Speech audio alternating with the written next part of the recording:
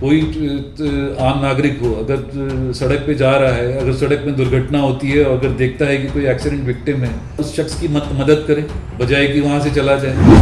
Containment zones बनाए गए थे, लोग घरों से बाहर नहीं आ सकते थे और उनमें भी एक किस्म का विश्वास हो कि जो पुलिस जो है वो उनकी सुरक्षा के लिए खड़ी है।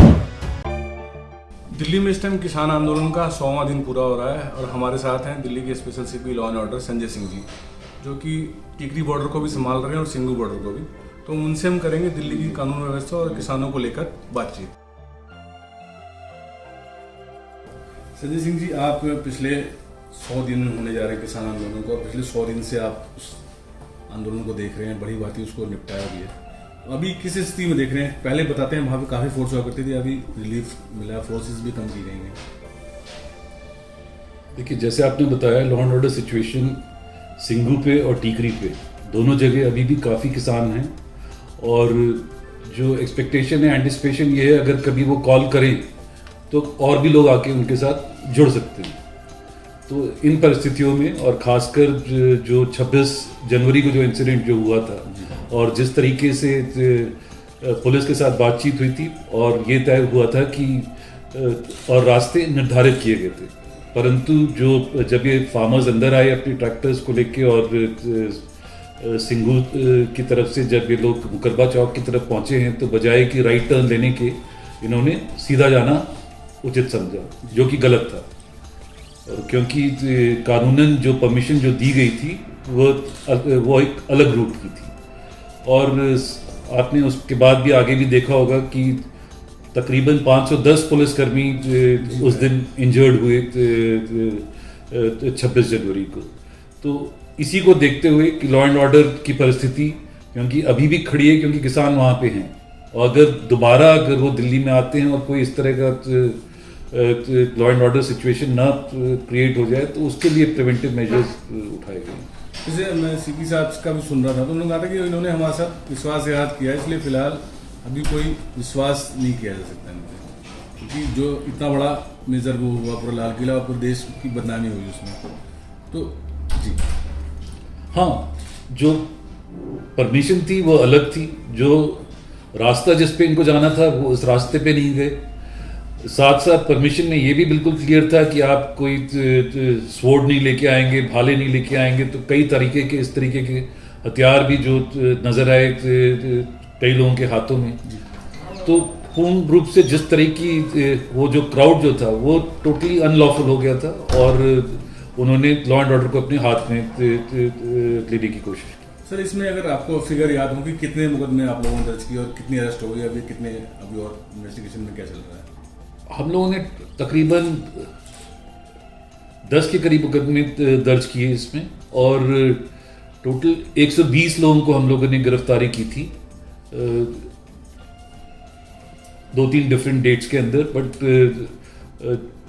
जो भी कर्मी जो फार्मर गलत करता हुआ पाया गया। एक और इंसिडेंट जब 2 दिन के बाद हुआ तो उसके अंदर SHO जो अलीपुर थे उनके ऊपर तलवार से भी वार करने की कोशिश की गई और उनके अपने बचाव में उनके हाथ भी काफ़ी गंभीर रूप से वो घायल हुए। तो ऑल इन ऑल अगर आप देखें तो एक पीसफुल इसको कहीं से नहीं कहा जा सकता। सर, इसमें एक चीज़ और देखने में आया जिसपे करीब 1 लाख रुपए का इनाम भी दिल्ली पुलिस ने किया रखा और वो वहाँ पंजाब में ओपन घूम रहा है और चैलेंज दे रहा है। तो उस चैलेंज को आप लोग कैसे देख रहे हैं? देखिए, जिसने गलत किया है उसके खिलाफ लीगल एक्शन होगा और कार्रवाई की जाएगी। जैसे पंजाब से आप लोगों ने और भी पकड़े हैं तो एक ने ये भी कहा जा रहा है कि शायद पंजाब से उसको सपोर्ट मिल रही है इसलिए पुलिस अभी वहाँ पे एक्शन लेने से बच रही है, दिल्ली पुलिस। नहीं, ऐसा नहीं। अगर लॉ किसी ने ब्रेक किया है तो कार्रवाई कोई भी शख्स हो हमेशा पुलिस ने की है और इस केस में भी अगर उसने गलत किया है तो डेफिनेटली उसके खिलाफ लीगल एक्शन दिल्ली पुलिस लेगी। तो जैसे सिद्धू को आप लोगों ने जब पकड़ा दिल्ली पुलिस ने तो उससे पहले वो कह रहा था कि अगर मुझे पकड़ाया तो मैं राज खोलूंगा किसान नेताओं के, ऐसी कोई बात आई आप लोगों के सामने अभी तक या वो वैसे हवा मारता है?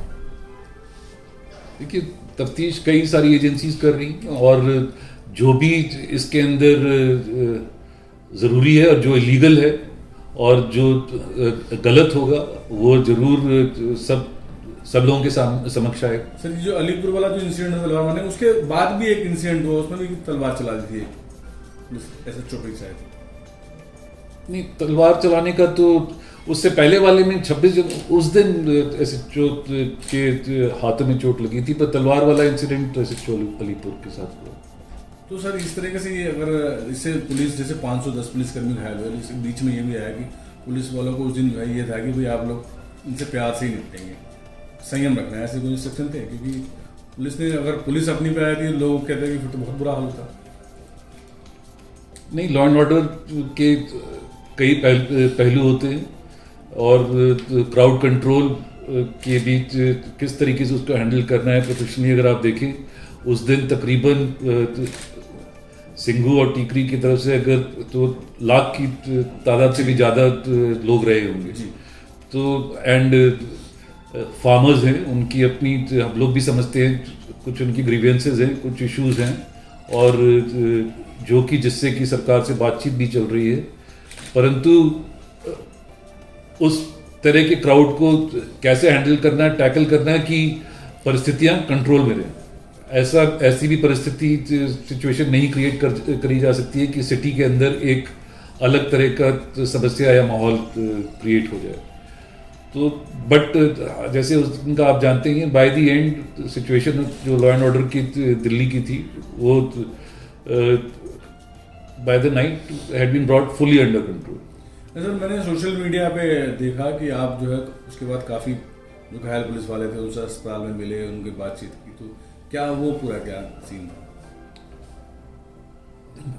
किसी भी पुलिस दल का मोराल जो है वो बहुत ही इम्पोर्टेंट है, और खासकर इस तरह की परिस्थिति में जिसमें कि हमारे जो जवान हैं और जो ऑफिसर्स हैं जो कि घायल हुए, तो उनके साथ एक तो सबसे पहले जब लॉ एंड ऑर्डर था तब भी हम लोग कंधे से कंधा मिला के उनके साथ ही खड़े हुए थे, और जो जिनको चोट लगी और जिनकी परिवार जिनको कि उस चीज़ से गुजरना पड़ा, तब भी हम लोग उनके साथ नज़र आते हैं।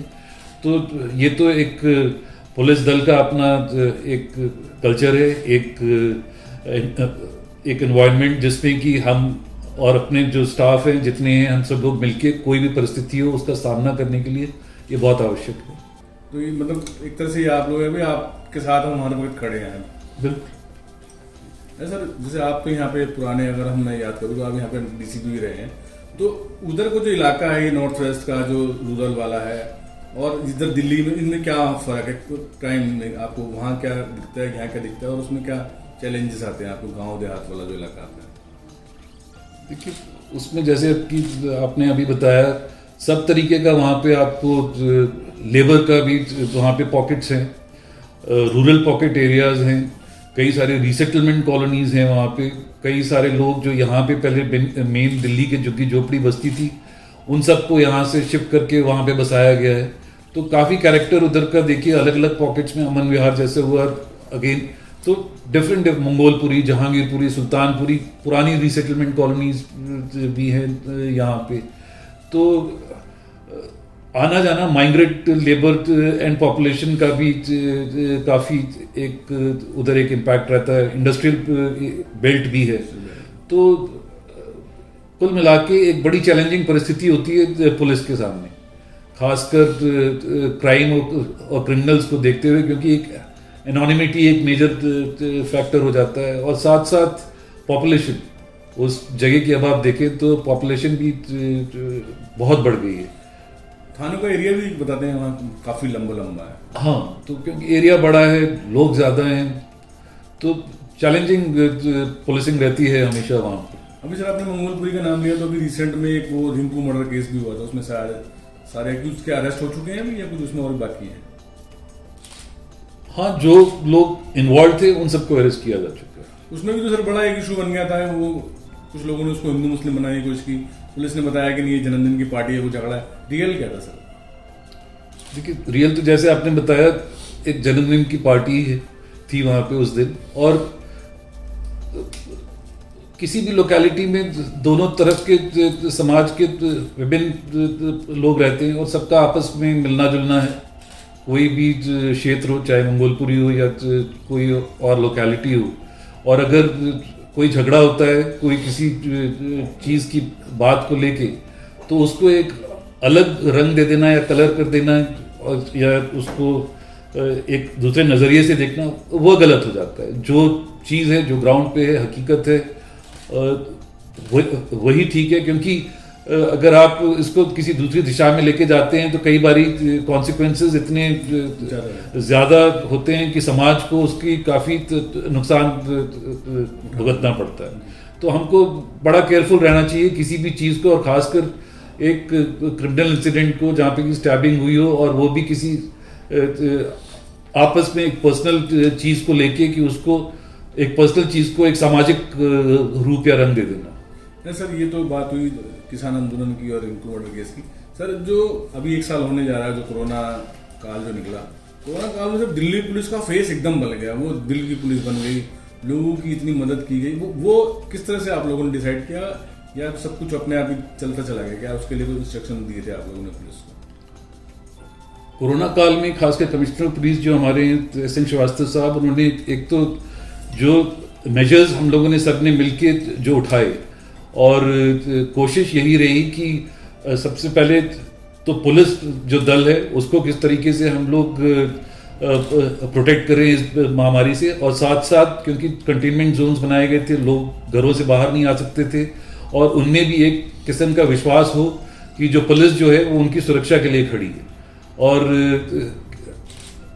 उनकी मदद खासकर जो एरियाज जहाँ पे कि दवाई की ज़रूरत हो या फूड पैकेट्स की ज़रूरत हो, लोगों के आपस में इन सब के चीज़ों का काम हो, साथ साथ जो एक ज़रूरत जो उस टाइम पे महसूस की गई, मास्क देने की हो, सैनिटाइजर्स हो, जो इक्विपमेंट जो था, हॉस्पिटल्स के अंदर कोऑर्डिनेशन का जो था, तो एक जो एनवायरनमेंट जो था, और पहली बार ही हुआ था, सबने देखा कि दिल्ली शहर में एक वक्त ऐसा आ गया था कि ट्रेनें रुक गई, मेट्रो रुक गई, हवाई जहाज फ्लाई नहीं कर रहे थे। तो आप समझ सकते हैं इस तरह की परिस्थिति कभी नहीं हुई थी।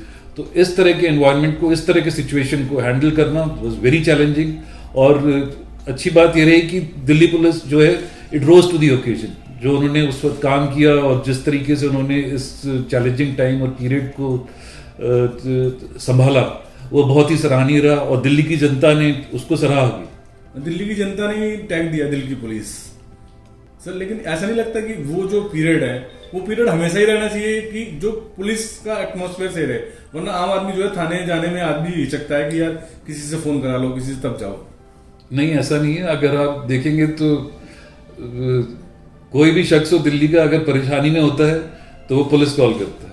आप जितनी पीसीआर कॉल्स हम लोग एक दिन में अगर आप एवरेज निकाल लें 25 से 30 हज़ार तक की पीसीआर कॉल्स हमको आ जाती हैं। तो आम नागरिक को दिल्ली पुलिस पे विश्वास है, और चाहे पुलिस से कई बारी तो रिलेटेड भी अगर प्रॉब्लम ना हो तो भी वो पुलिस को कॉल करता है कि वो, क्योंकि उसको ये जरूर पता है अगर कॉल हुई है तो पुलिस जरूर पहुंचेगी। क्योंकि सर मैंने भी कई बार नोटिस किया, जो आपने कहा कि पानी नहीं आया है, बिजली की तार गिर गई, वो हर काम के लिए पुलिस। तो इससे सर आप लोग परेशान नहीं होते कि जो असली काम छोड़ के फिर उसको करना पड़ जाता है? ऐसा नहीं, क्योंकि देखिए इश्यूज ये ऐसे हैं कि कोई भी issue law and order issue बन सकता है। अगर स्कैरसिटी ऑफ पानी है या बिजली ज़्यादा टाइम से गई हुई है, लोग इकट्ठे हो जाते हैं, तो पुलिस की प्रेजेंस और रिक्वायरमेंट उस इलाके में हो ही जाती है कि अगर लोग इकट्ठे हैं और टेंशन है या माहौल थोड़ा गर्म है, तो एक ऐसे एक पुलिस की आवश्यकता उसको कंट्रोल करने के लिए उस आवश्यक हो जाता है। सर आप लोगों का सोशल मीडिया भी मैं लगातार देखता रहता हूँ, तो सोशल मीडिया पे भी क्या आप लोग को जो शिकायतें आती हैं आपको या सीपी साहब को, उसको किस तरह का एक्शन होता है और कौन करता है एक्शन? ये वो उसको फॉरवर्ड करते हैं, क्या करते हैं? कि सोशल मीडिया के लिए सेल्स बने हुए हैं हम लोग के, साइबर सेल जो है डिस्ट्रिक्ट्स में भी हैं, साइपैड जो है पूरे दिल्ली को भी देखता है और प्रॉपर मॉनिटरिंग होती है, और उसमें से जो भी रेलेवेंट जो फीडबैक आता है और जो स्पेसिफिक जो इश्यूज होते हैं या ग्रीवियंसेस जो जनता की परेशानियां हैं उनको शॉर्टलिस्ट किया जाता है, उनको फिर जो भी उचित कार्रवाई उस पर लेनी होती है वो कंसर्न ऑफिसर्स को उनको दे के थाने के अंदर या यूनिट्स के अंदर जहाँ पे वो दिक्कत या परेशानी नजर आई है उसको देके उसको दूर करने की पूरी कोशिश की जाती है। मतलब ये रहता है कि अगर वो शिकायत आप तक आ गई चाहे सोशल मीडिया के माध्यम से भी, तो उसको मदद मिलने की पूरी उम्मीद है। बिल्कुल, उसमें कहीं शक नहीं कि नहीं पहुंचेगी। नहीं बिल्कुल, इसका एक रेगुलर मॉनिटरिंग मैकेनिज्म है, उसका ऑफिसर सीनियर ऑफिसर्स उसको तवज्जो देते हैं, उस बात को देखते हैं। सर एक चीज़ मैंने नोटिस किया, एक बार शायद इनकाउंटर भी हुआ था उस एरिया में, जो है मेवात गैंगमैन जो पशुओं को चुराते हैं वो बड़े एक्टिव रहते हैं, क्योंकि वो गांव देहात का इलाका है, लोगों के पास जानवर है। तो उनसे निपटने के लिए कोई खास रणनीति बनाई है, या वो अपना जैसे चेक पोस्ट वगैरह रहती हैं, या बेसिक पुलिसिंग है, विजिबिलिटी और प्रेजेंस की बात है, तो कोशिश हमेशा यही रहती है कि रात को खासकर कि विजिबिलिटी रहे, प्रेजेंस मैक्सिमम रहे इलाके के अंदर, लोगों को नजर आए कि पुलिस है, और कोशिश यही हो कि आम आदमी, आम नागरिक जो भी है उसको हम ये फीलिंग ये दे पाएं कि दिल्ली के अंदर वो सुरक्षित है, और बेहतर पुलिसिंग देने की हमारी जो कोशिश है वो हमेशा बरकरार रहती है। सर कहीं आपको लगता है कि इस पूरा जो भी आप लोग पुलिस करती है उसमें बिना पब्लिक के सहयोग के आप लोग कामयाब नहीं हो सकते? बिल्कुल, अगर पुलिस बनी पब्लिक में से है और पब्लिक के लिए बनी है, अगर उनकी हमको इंफॉर्मेशन है या इंटेलिजेंस है, या अगर कोई लॉ एंड ऑर्डर सिचुएशन हो उनका कोऑपरेशन है, तो ये तो हमेशा ही चाहिए। ये बात है कि पुलिस कभी इतनी नहीं हो सकती कि वो सब जगह हो, तो वो बात जब हम लोग सब लोग समझते हैं, तो जो भी शख्स है, हर शख्स जहाँ पे है उसकी ज़रूर जिम्मेदारी बन जाती है। अब आप कहीं पे हो, कोई आम नागरिक हो, अगर सड़क पे जा रहा है, अगर सड़क में दुर्घटना होती है और अगर देखता है कि कोई एक्सीडेंट विक्टिम है, तो उसका भी दायित्व बन जाता है, लीगली बाउंड भी एक तरीके से कह सकते हैं कि भाई उस शख्स की मदद करे, बजाय कि वहां से चला जाए।